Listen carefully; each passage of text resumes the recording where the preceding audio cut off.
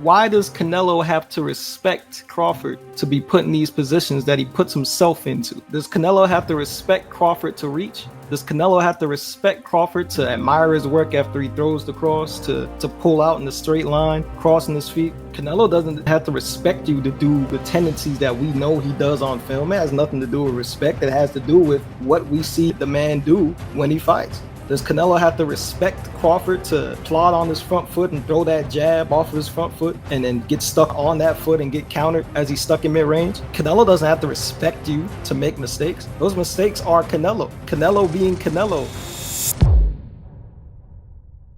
Although Crawford technically has a 1-inch height advantage along with over a 3-inch reach advantage, that doesn't change the fact that Crawford has never competed north of 154 pounds.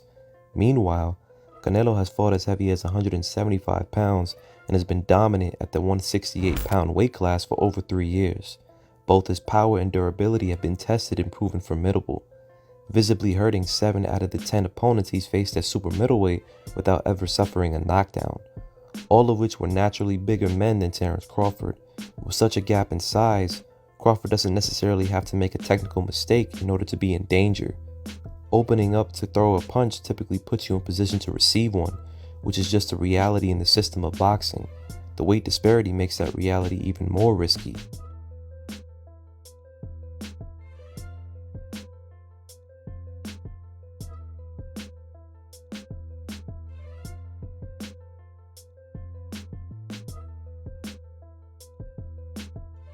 If Canelo can time any of Crawford's punches and catch him while he's taking the risk, the consequences will be far worse than normal.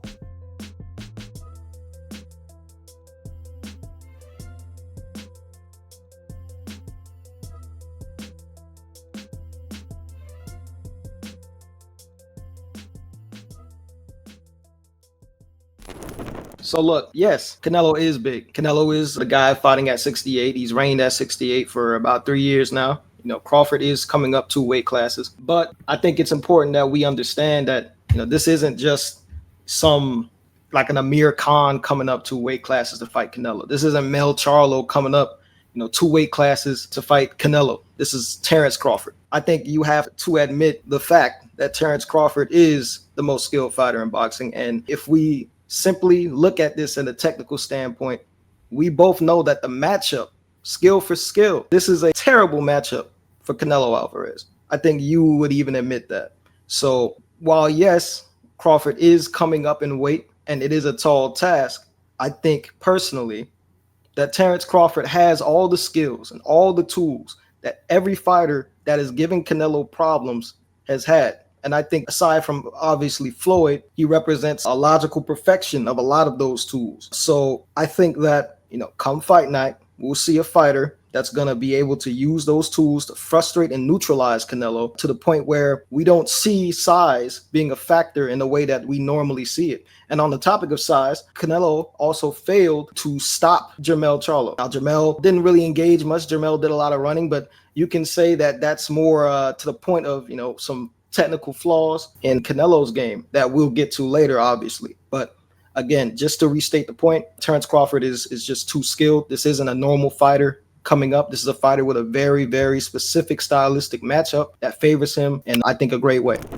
Now look, I agree that Crawford is the more skilled fighter in this matchup. His overall skill set just outmatches Canelo's. And if these guys were in the same weight class naturally fighting against each other, I would favor Crawford hands down to win this fight. However, this is not a hypothetical situation. This is a real fight in the real world for where there is a size disparity, and a significant one at that. Although Canelo isn't unbeatable, which is true, he's been defeated before by a boxing legend in Floyd Mayweather and light heavyweight champion in Dimitri Bivol. What people don't understand is that when it came to those losses, there were certain conditions that took place in those fights that isn't going to be existent in the Crawford fight. Although Canelo did lose to Mayweather and Dimitri Bivol, those were fights that the fans and the boxing public perceived as shutouts, dominant performances. But based off of the judges' scoring of it, that contradicts that claim. Whether or not we agree with how the scoring of those fights went, fan perception doesn't change the fact that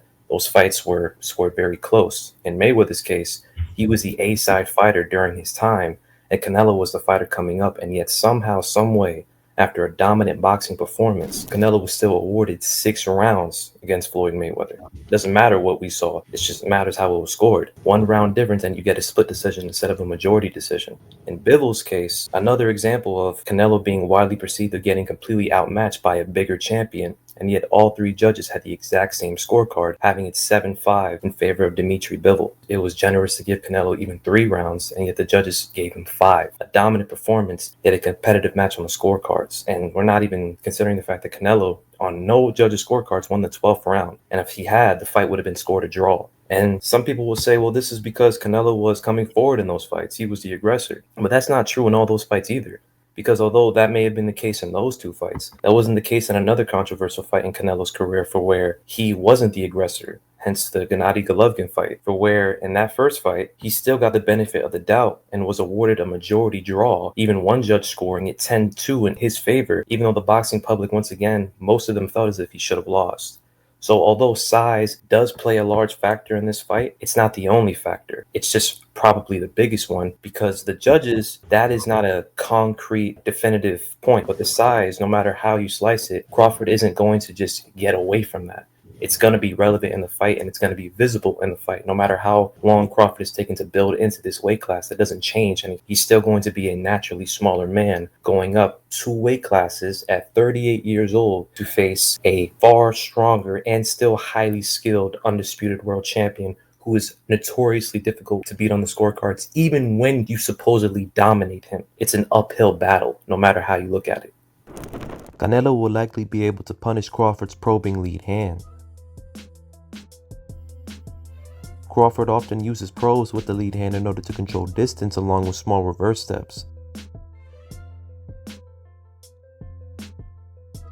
With that being said, Crawford's probes can be timed just like a jab can be timed.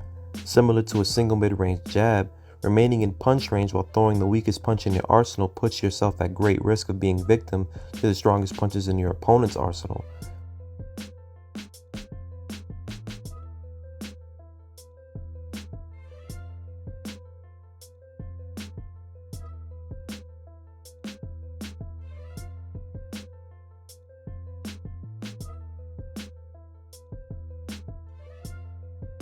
Fighting against southpaws, Canelo typically attacks fighters who probe at range through the use of various counters, but most notably vicious counter lead hooks near or towards his opponent's liver.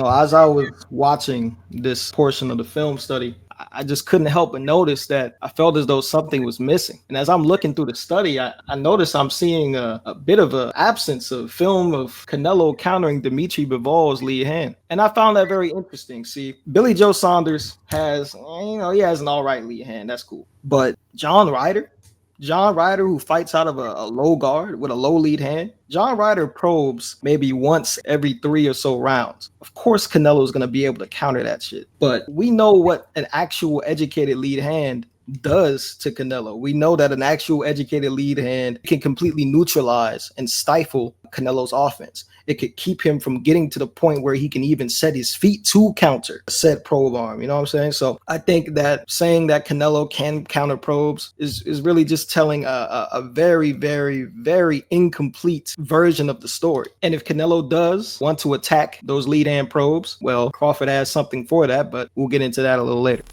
So the argument that Jake just used was kind of speaking about the level of opposition of lead hands that Canelo dealt with in regards to both John Ryder and Billy Joe Saunders. And while I do agree their lead hands are not on the same level as Crawford's, that same argument can be used against him in the sense that we saw 2 fighters who were able to successfully close distance on Crawford who are not nearly as good at it as Canelo Alvarez. We saw David Avanesyan consistently, or at the very least often, being able to counter over Crawford's probes, whether it was with lead crosses, hooks to the body. We saw it over the span of all 6 rounds. We saw it also with Madrimov as well. So regardless of the level of opposition, Crawford, especially early in the rounds, is susceptible to punches. Whether or not Crawford has an exceptional lead hand, it takes some time to get into the flow for where he becomes more and more difficult to hit as the fight progresses. And you don't want to lose early rounds against Canelo Alvarez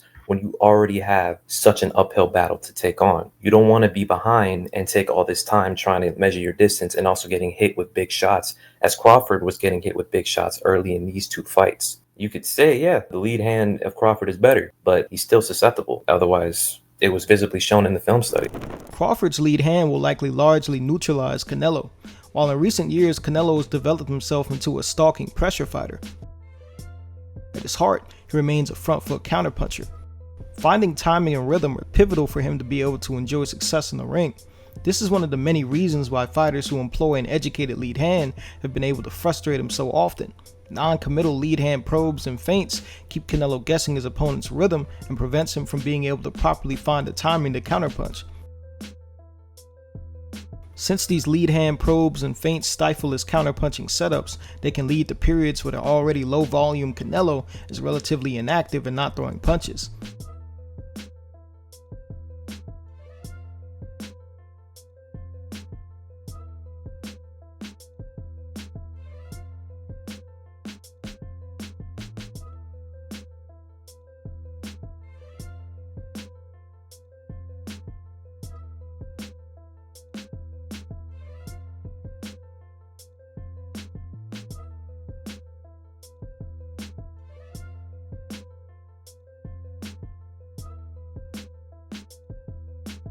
But the issues don't stop there for Alvarez. In his advance on the front foot, he often takes a plodding step into range and leans his weight over his lead leg, creating an imbalance in weight distribution.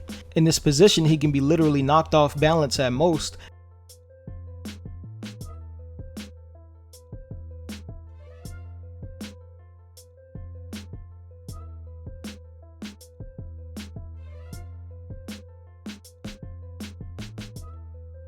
And at the least, be forced off his lead foot and have his posture broken by lead hand probes.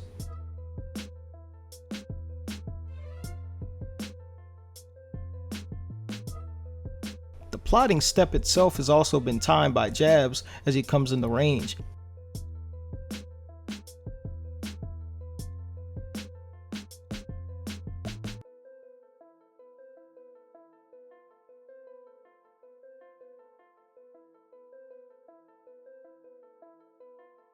Lead hand probes and jabs as his op circle frees his feet and momentarily keep him from advancing.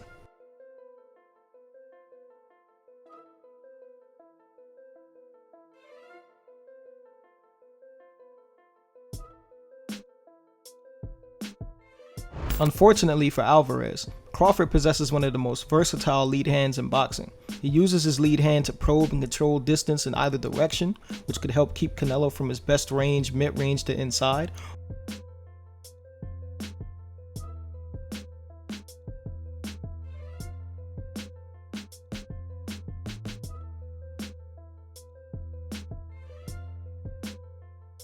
or alternatively frees his opponent's feet while he circles,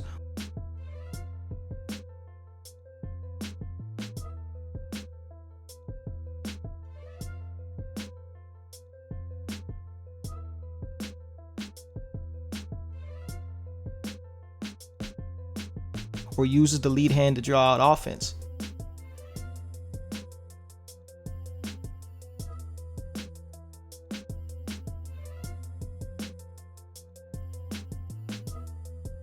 Crawford can disguise his jab from numerous hand positions and head slots, making it that much harder for Canelo to time.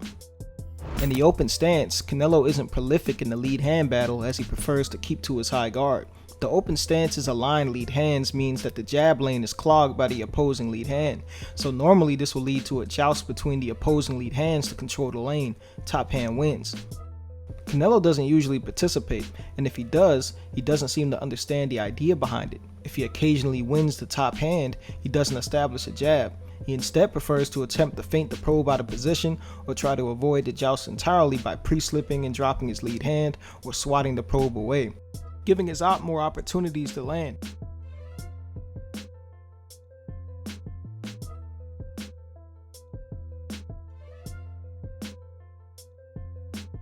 This will likely give Crawford free reins on his jab and serve as a trap or trigger to land punches.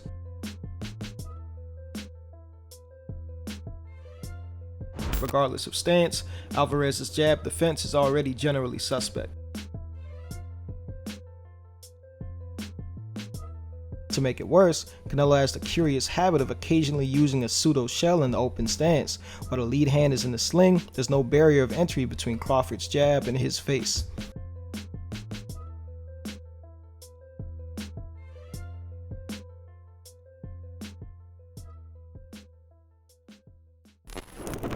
As we saw with Crawford's lead hand, yeah, it's very effective. And with Canelo's high guard and the positions that he's usually pushed in with fighters like he did with Dimitri Bivol, Floyd Mayweather, among others, Canelo can be put in compromising positions with an effective lead hand. It does give him issues. There's no question about that. However, what people don't tend to see, or I would even say what Jake obviously isn't going to mention since he's talking mostly about skills, is the fact that Bivol is forcibly moving Canelo out in these positions. Even in his fight against Avanesan, Crawford wasn't nearly as physical with Ava as Bivol was with Canelo. I think there's quite a disparity there in terms of pushing him and breaking his posture as effectively. And I see that with Crawford. I feel as if since he's not as physical, or at least wasn't as physical with his lead hand in his previous fights, I think it's not realistic to assume that he's going to suddenly become more physical against a naturally bigger fighter who he's going to have to put a lot more force against. So that's the way I see it. I don't see Crawford having more success using physicality in a fight against a more physical fighter than Avanesan and a naturally bigger fighter than Avanesan. At the end of the day, in order to use lead hand control effectively, you have to use physicality. And that physicality starts to diminish as you move up higher weight classes, or at least the effectiveness of it diminishes. So what I would say to that is that I'm sure that if we go back in the film, we can find Crawford being physical with his lead hand to break Avanesan's base. But if I were to concede that, I would say that there are other ways to break Canelo's base, and even, using the lead hand to time him as he plods forward on that front foot with the jab itself. It doesn't have to necessarily control or physically knock him off balance. Just timing him as he comes forward would be enough to keep Canelo from his preferred positioning, chiefly to keep Canelo from being able to time the probe properly if he's continuously getting timed on his front foot and reset. Coupled with his tendency to probe at mid-range, Canelo will likely be able to abuse Crawford's tendency to move back in straight lines. Having to take more than one step back to exit out of punch range is considered moving back linearly, as well as an easy way to end up near or on the ropes while remaining on your opponent's line of attack.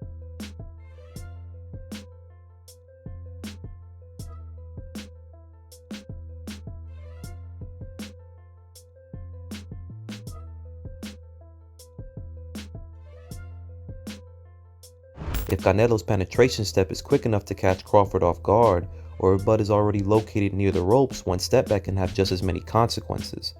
Once his opponents are close to the ropes, Canelo often lets his hands go in combinations.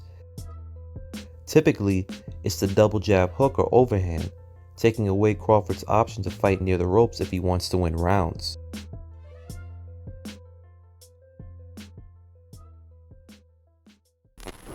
Honestly, I don't see straight lines being as big of an issue. I think early on it would be an issue, but Bud knows how to disengage in alternate ways. He can C-step, he can take a step back and L-step, you know what I'm saying? He can get into his lateral movement bag. I honestly just don't see that being a huge problem as Crawford begins to settle into the fight.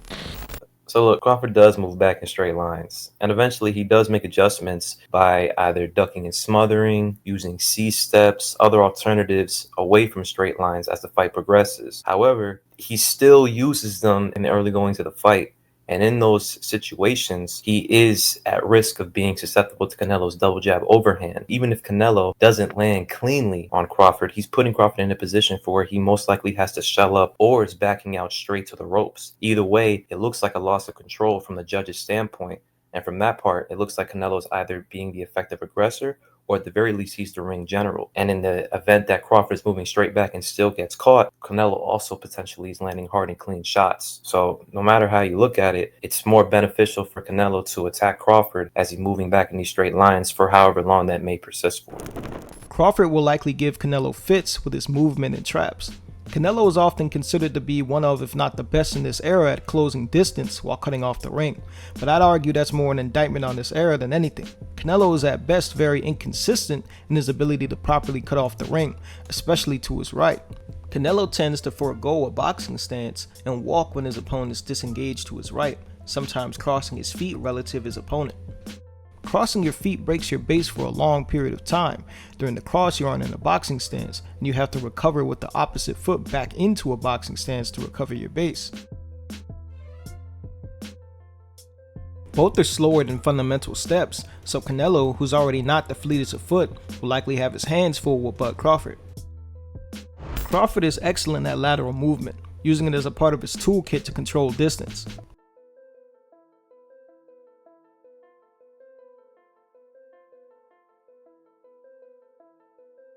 Chiefly though, he's able to set disengagement traps in the form of the lateral trap. The lateral trap takes advantage of the simple fact that the mover knows when he's going to set his feet and the pursuer does not, meaning Crawford could set his feet before Alvarez does as he gives chase and attack while he isn't set or just as he sets his feet.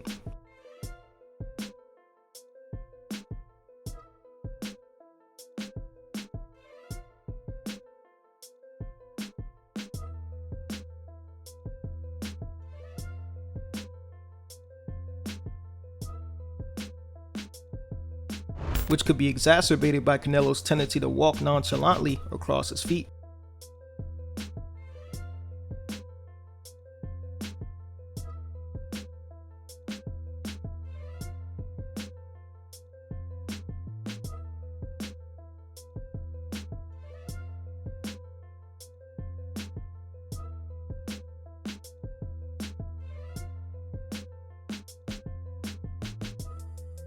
Even if Canelo manages to get Bud on the ropes, he tends to let his opponents disengage safely to his strong side due to his tendency to again walk in that direction. And huge hooks give his opponents ample time to escape. The plotting front step could open another tool in the bag of tricks of Bud, the disengagement trap. The simple disengagement trap is stepping out of range, letting your opponent walk back into range, and attacking as their base is momentarily broken or on the step, tailor-made for Canelo's most notorious means of closing distance.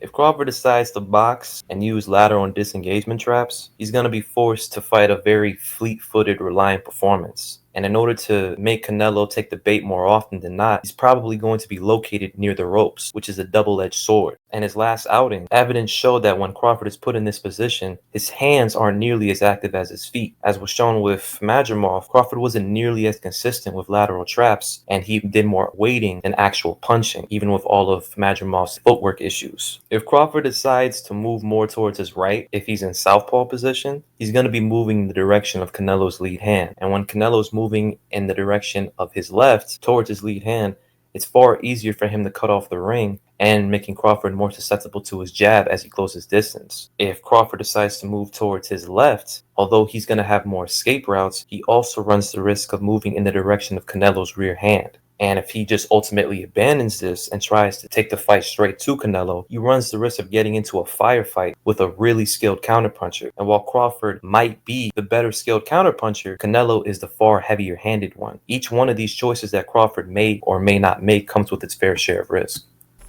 The first thing I want to say is that if Crawford is getting into firefights with Canelo, I think that represents a failing in game planning from him and his team, because I don't think there will be a lot of opportunities that Canelo is able to force those engagements. As you said, if Crawford is able to move to his left, Canelo's right, you said that it would put him in the path of Canelo's right hand. Only problem with that is Canelo habitually allows his opponents off the ropes towards his right. and he walks nonchalantly or he'll crosswalk in that direction. So what are the chances of him actually being set in stance to throw that right hand to keep Crawford from moving in that direction, right? And furthermore, since we know he likes to walk or crosswalk in that direction, that just sets up another opportunity for the traps. Now, you did say that against Madrimov, Crawford's hands were not nearly as active as his feet, but there's a reason for that we'll get into later that I'm not sure that Canelo truly exhibits that's going to keep Crawford from being able to let his hands go. But again, there's a very easy way to disengage versus Canelo that keeps you off the ropes. And it's been shown time and time again. Canelo's feints will likely disrupt Crawford's timing, stifling his offense. Being at the pound-for-pound level, Crawford is skilled and experienced enough to knowingly disengage in an attempt to disarm the potential setup. However, he's also a prolific counterpuncher that heavily relies on timing, which can cause feints to make him hesitant to attack.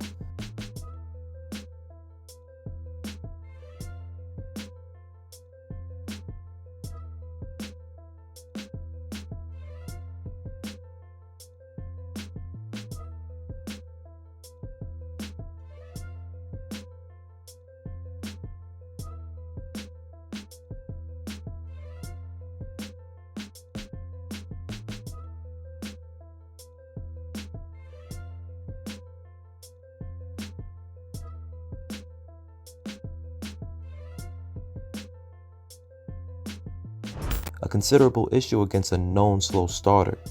Canelo is particularly known for sitting on the vast majority of his punches, including jabs. Canelo uses feints in order to set up these loaded punches as well, momentarily freezing his opponent and reading his opponent's tendencies and reactions to exploit later on in the fight. Canelo uses various feints from pre-slips, jab feints, foot feints, and level changes.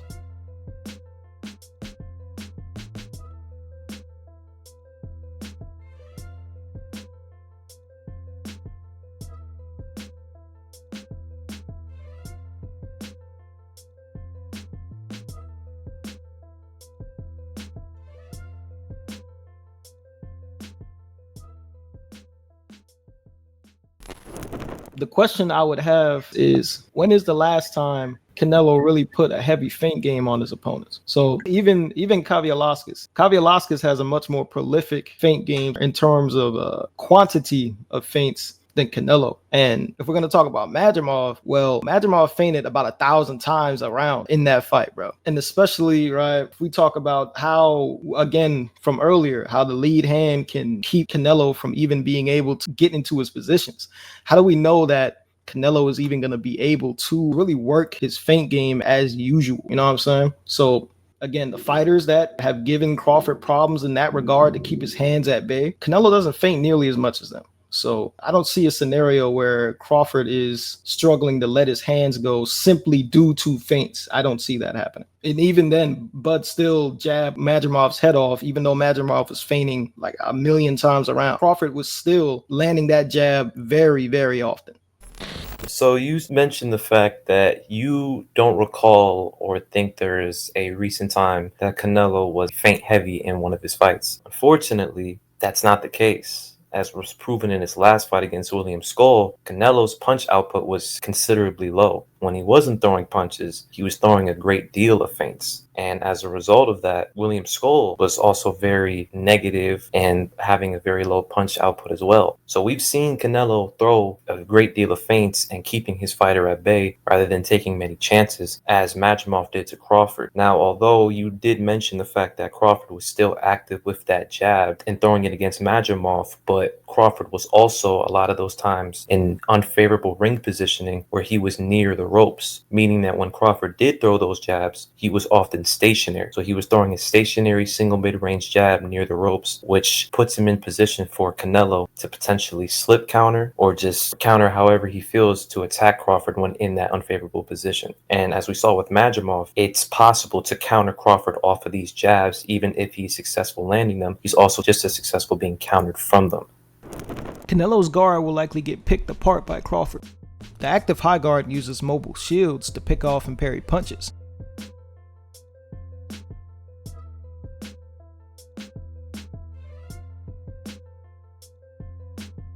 and Canelo builds it into his athletic head movement to form a robust defensive system. But said system is reactionary in nature. His gloves can be drawn out of position by the same feints and probes that we've already mentioned. Furthermore, it's still a high guard at the end of the day, so the usual openings around the shields and down the middle still exist.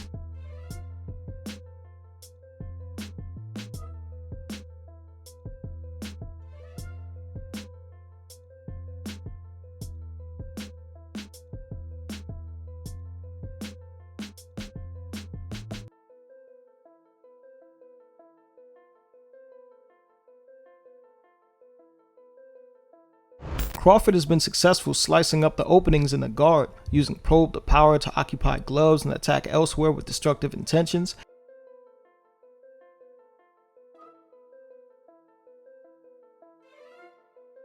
Combining probes and feints to land from the outside or feint his op out of position.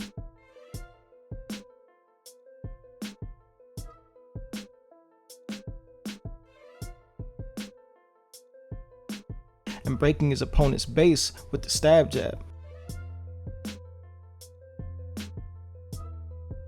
Attacking Canelo's high guard will also sometimes force him to disengage straight back or crosswalk, stopping his pressure and leaving him on the line of attack. But more on that later.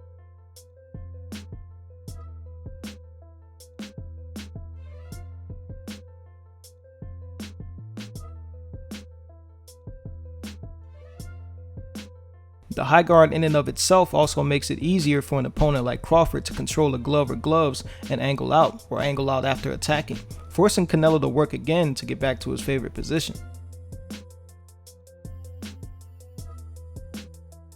Angle changes Crawford has been happy to take. Crawford can also then turn this into another disengagement trap, attacking Canelo as he comes in the range after the turn.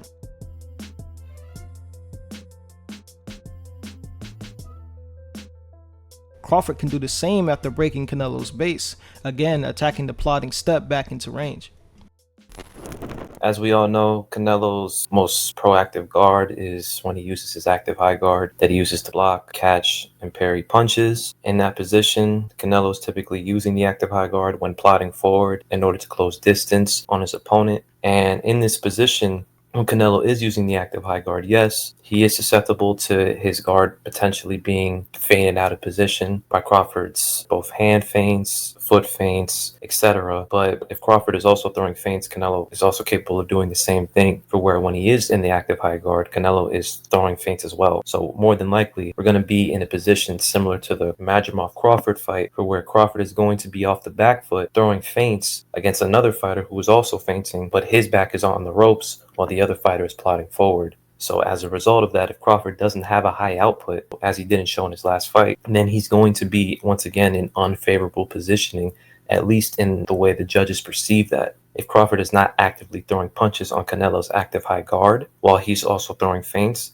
then Crawford's going to be at a disadvantage. This is going to require for Crawford to throw punches in that position. And when he's in this position, Crawford is going to be at risk of being hit when just simply throwing a punch. In the sense that because Crawford is the naturally smaller fighter, Crawford doesn't necessarily have to make a mistake when trying to attack Canelo's active high guard. If Canelo opens up the same time Crawford does in the exchange, it's more than likely going to do more damage than Crawford as it will to Canelo, since he's the far heavier puncher in comparison. So he could attack Canelo's active high guard, but it comes with its fair share of risk. And that depends on whether Crawford's going to be active enough to attack the high guard if Canelo's not throwing feints himself.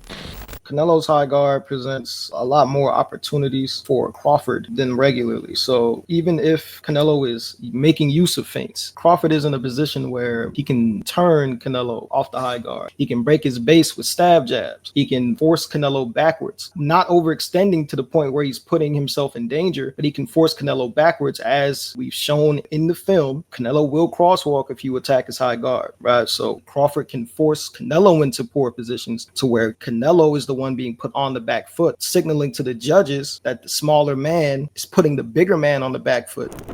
Canelo will most likely have advantages over Crawford when fighting in the pocket. Crawford tends to use the Philly shell on the inside, keeping his lead hand in the sling with his rear hand protecting his chin. Crawford's shell has an issue where he occasionally isn't using the lead hand to control or frame the arm parallel to the sling, leaving an opening for an overhand or hook to catch his chin.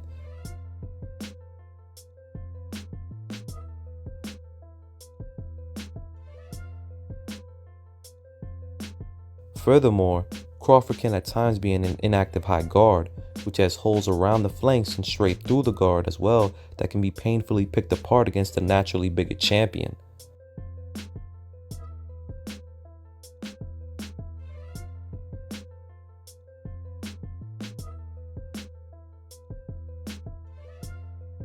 Canelo is a capable inside fighter that can use frames,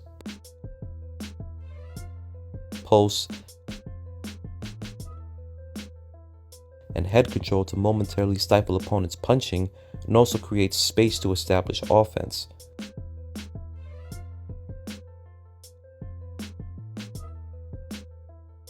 When he's in the pocket, he puts together explosive combinations, attacking the body. Canelo is also very physical and often breaks or pushes off attempts at clinching, an issue that may prove to be the nail in the coffin for the naturally smaller fighter.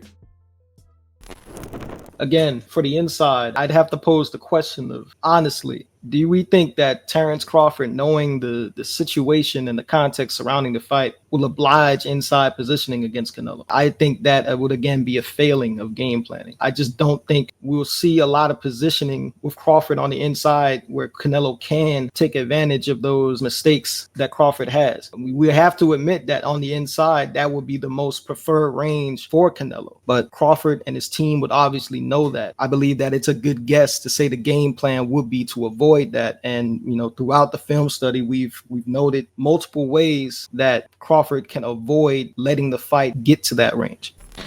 Well, although yes, you mentioned that would be a quote-unquote failing of game plan, that's depending on how you see it. Just because Canelo gets to the inside later on in the fight doesn't mean that Crawford's team failed. I'm not saying that or assuming that Crawford's going to invite fighting Canelo in the inside early on in the fight. However, that doesn't mean that it can't happen later, because while you are saying that it's highly unlikely that Crawford will invite an inside game considering the size difference and the danger of being in the pocket with Canelo, are we also going to assume that Crawford can sustain consistently moving around the ring for 12 straight rounds like he was when he was fighting Victor Postol at 140? We've all seen that Crawford has become far more stationary of a fighter moving up these weight classes. Assuming that Crawford is going to suddenly become more fleet-footed also assumes that the weight that Crawford's going to be coming up with won't slow him down. That's something that we simply don't know. It's an intangible coming into this fight that we just can't guarantee. So although the game plan may be for Crawford to be away from the inside as much as possible, that doesn't necessarily mean that it's possible to do so, especially if Canelo, who is a prolific body puncher, is slowing Crawford down,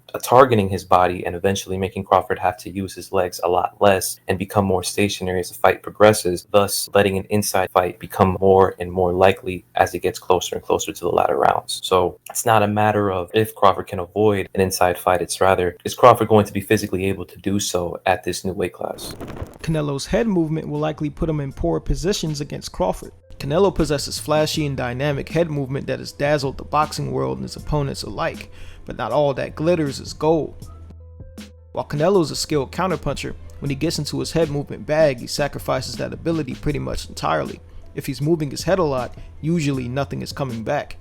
Yeah, and you're at least a jab. Lots of jabs, nothing landed. However, Canelo is moving and not punching. We mentioned before that probes and feints can disrupt Alvarez's timing and guard. Probes and feints and combinations thereafter can also draw out Canelo's defensive head movement that's a part of that same reactionary system.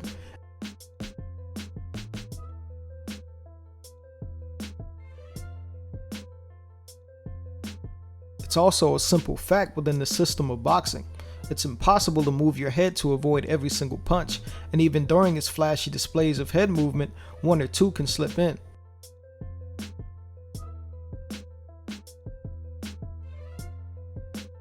Attacking Canelo with swivel jabs disrupts the order of punches that he usually expects, so he's had issues defending the combination.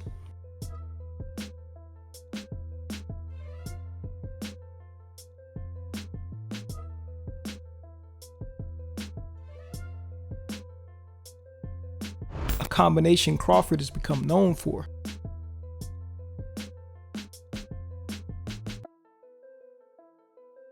Furthermore, Canelo often pulls to avoid punches. These hard pulls onto his rear leg can become a balance issue that he may solve by combining the pull with a shuffle or a step back. But in more egregious examples, he'll often fall into the familiar crosswalk before having to regain his balance.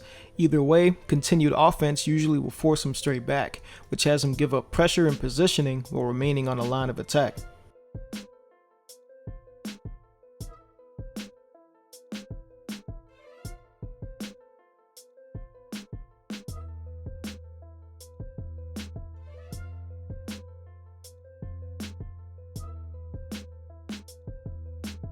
Crawford can force these situations and has shown he can be aggressive when attacking opponents as they retreat.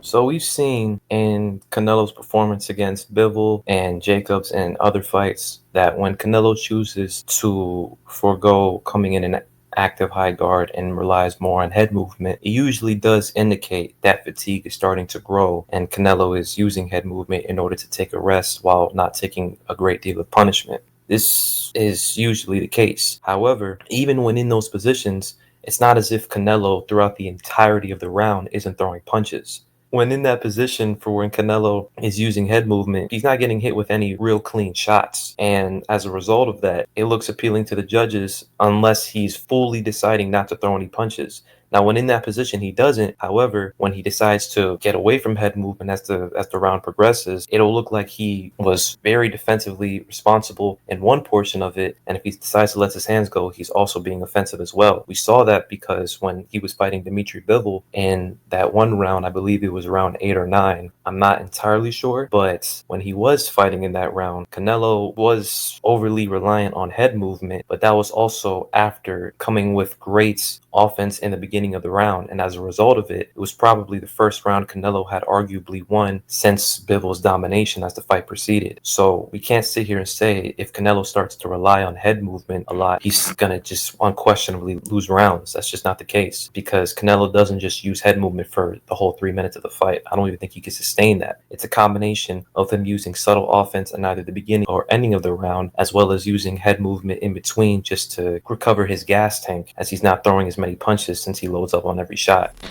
I agree. It is a combination of things, and it's a combination of things for Terence Crawford as well. It's not just head movement, right? It's everything that we've mentioned previously that culminates in Canelo using that head movement to avoid punches and forcing himself into poor positions, backing off, crosswalking straight back in the line.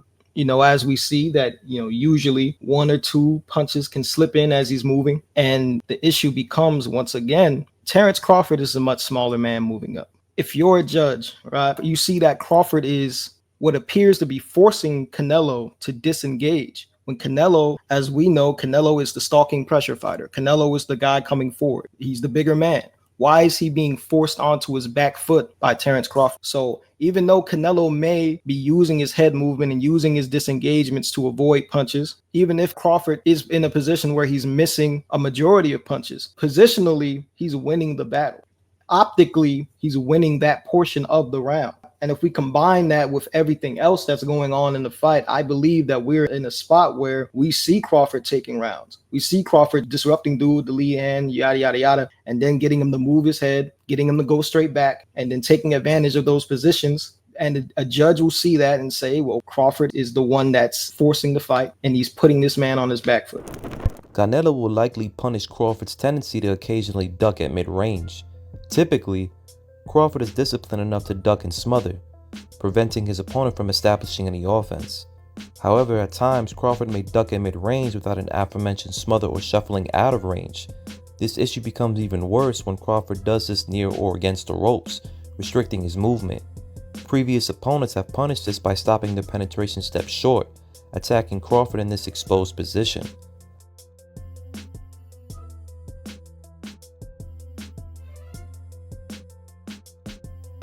Canelo often baits out ducking with a throwaway jab that's followed by a physical control to hold them in place, and lastly a power punch.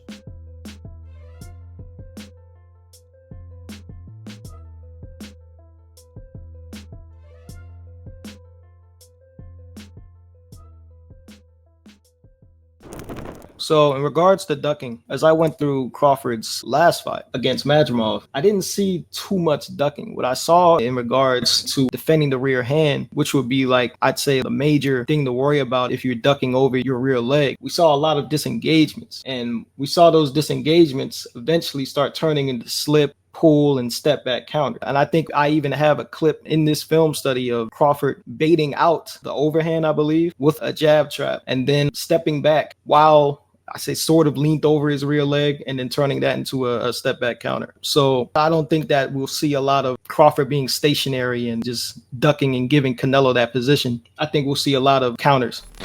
So the way I see it, in Crawford's fight, in particular with Aveniso, when Aveniso was pressing forward, Aveniso was getting this reaction out of Crawford by once again either feinting or taking a small penetration step, getting Crawford to go into that position and then attacking it. This is something that we've seen Canelo do in his previous fights as well. It's the very reason he was able to stop Billy Joe Saunders. So it's not a matter of whether or not Canelo can take advantage of Crawford in this position.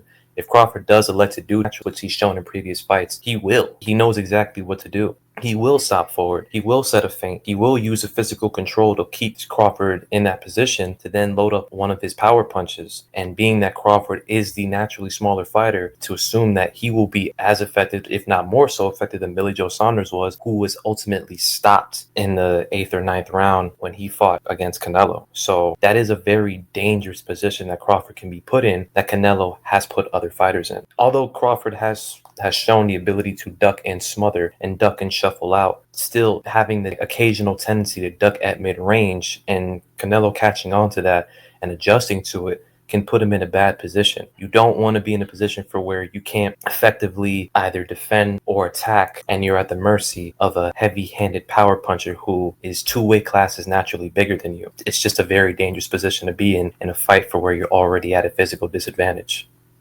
It's no stretch to say that Crawford is arguably the best counterpuncher in boxing, but the Mexican star has hell to pay for a litany of reckless mistakes that have flown by unpunished against lesser opposition or opponents that weren't skilled counterpunchers. His signature punch itself, the level change hook, showcases his near total disregard for hand discipline, rear hand flailing somewhere into the stands for an already wide arcing punch. If not the shovel hook, hooks or uppercuts with similar defensive irresponsibility or a tendency to leave his feet.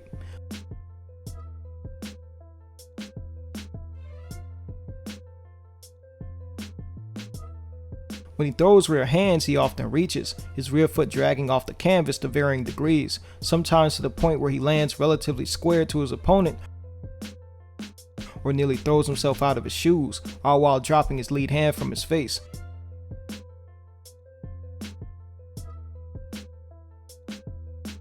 Even if the rear foot drags a relatively short distance, Canelo's weight stays momentarily stuck on the lead foot while he's still in punching range. I can't imagine a worse position to be in against Crawford, who regularly punishes reaching opponents with hard counters.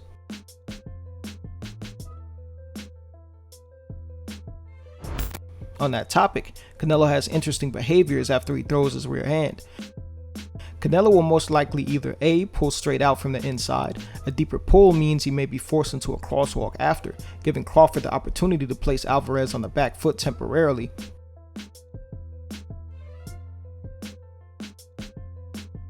B, admire his work, meaning he's not prepared to effectively defend himself.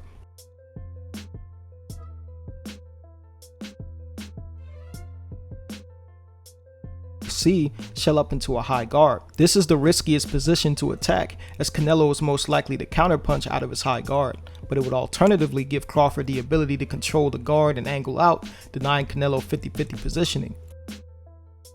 Or most rarely, D, throw another wide hook or uppercut. This overall means that it's reliably safe to counterpunch Canelo after he throws his rear hand. Canelo often throws a power jab, pushing off his back foot into range. However, Canelo doesn't usually change the speed or timing of the punch. On top of that, he tends to jab flat-footed, meaning he doesn't recover his weight back to his rear leg quickly, leaving him stuck at mid-range. Against someone with the counterpunching of Bud, these jabs will likely get countered often. Crawford can even draw out these mistakes intentionally, as he possesses jab traps in his toolbox. using a throwaway jab to entice his opponent to throw a counterpunch and then countering the counter. For someone with constant lead hand probes, the jab trap can also work by momentarily retracting the lead hand after throwing. By removing punch traffic, the op can be enticed to begin offense, which you can then counter. A trap Canelo has fallen for numerous times.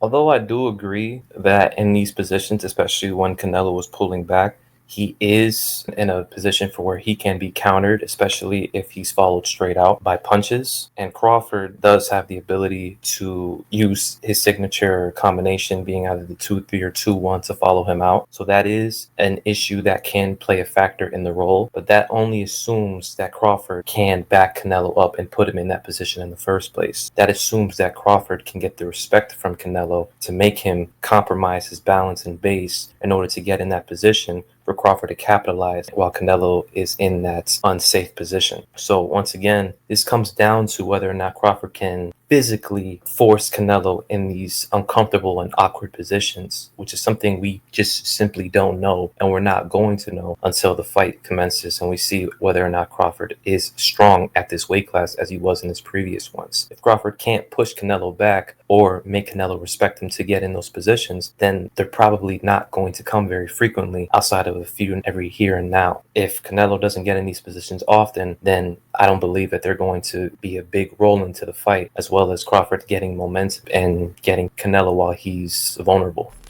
My question would be, why does Canelo have to respect Crawford to be put in these positions that he puts himself into? Does Canelo have to respect Crawford to reach? Does Canelo have to respect Crawford to admire his work after he throws the cross, to pull out in a straight line, crossing his feet? Canelo doesn't have to respect you to do the tendencies that we know he does on film. It has nothing to do with respect. It has to do with what we see the man do when he fights. Does Canelo have to respect Crawford to plod on his front foot and throw that jab off of his front foot and then get stuck on that foot and get countered as he's stuck in mid-range? Canelo doesn't have to respect you to make mistakes. Those mistakes are Canelo. Canelo being Canelo puts him in a position where Crawford can capitalize, where Crawford can see him throw that right hand, pull straight back and take point and come forward, score some points, make it look to the judges that he's the one that forced Canelo back after Canelo quote unquote landed big. Why does Canelo have to respect Crawford to make mistakes that he's made against every other person he's fought?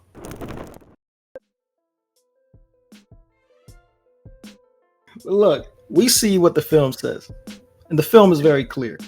The film is clear that on paper, if we look skill for skill, this is a very bad matchup for Canelo Alvarez. And while yes, there is a size disparity, while yes, there are questions surrounding whether Crawford can carry his skill and his speed and his intangibles up to 168, we know for a fact that Canelo can't handle educated lead hands. Canelo has trouble dealing with lateral movement and traps.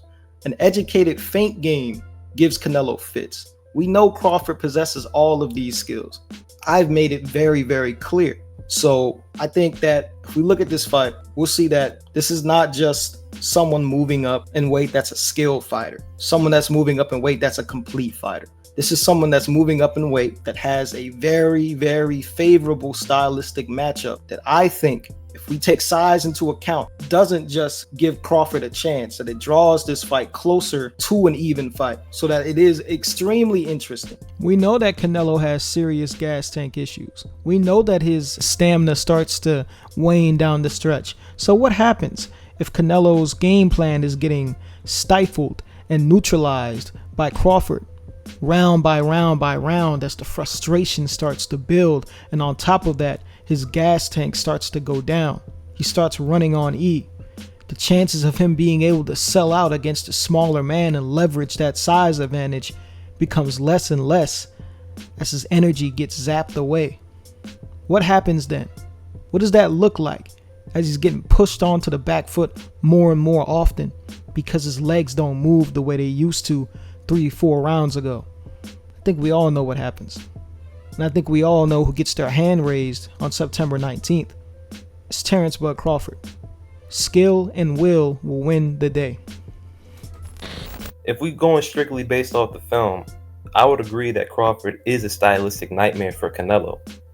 And if they were at the same weight class naturally, that Crawford would probably be the fighter that I would, as well as the majority of the fans, would favor. But that's just not the reality of the situation. The fact of the matter is Crawford is moving up 2 weight classes. He is the naturally smaller man, and he is fighting a fighter who is notoriously difficult to beat on the scorecards. These facts just can't be overlooked. Not to mention, there's just too many I don't knows for Crawford to favor him. It's just wishful thinking. We don't know how hard he's going to hit. We don't know how fast he's going to be or how well he can move in that ring with that added weight on him.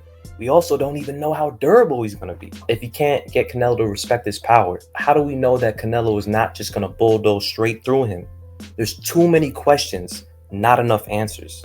It's just the story of the fight, a story we've seen Canelo brutally close the chapter on already. Ironically, size isn't the only argument for Canelo, but skills is the only argument for Crawford, as the gap in skills is probably not enough to close that gap in size. You can come up with a strategy to nullify Canelo, but what happens when you feel 10-ounce gloves from a super middleweight smashing through your guard? This isn't sparring. It's a real championship match against a fighter who has just as much championship experience as Terrence Crawford. And if Crawford decides to box more often than not and not let his hands go, the judges are probably going to favor Canelo's aggression in an uneventful cat and mouse fight. If he takes more chances, he's probably going to end up on the canvas. No matter how you look at it, this fight's just an uphill battle for Crawford, and I just can't favor him to pull off the upset.